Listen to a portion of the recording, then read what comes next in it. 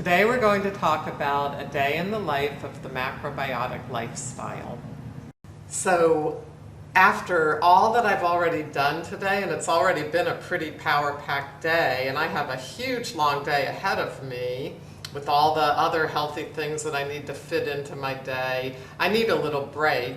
And I have a room downstairs where we use it for exercise and massage downstairs. And we actually do a type of massage called shiatsu.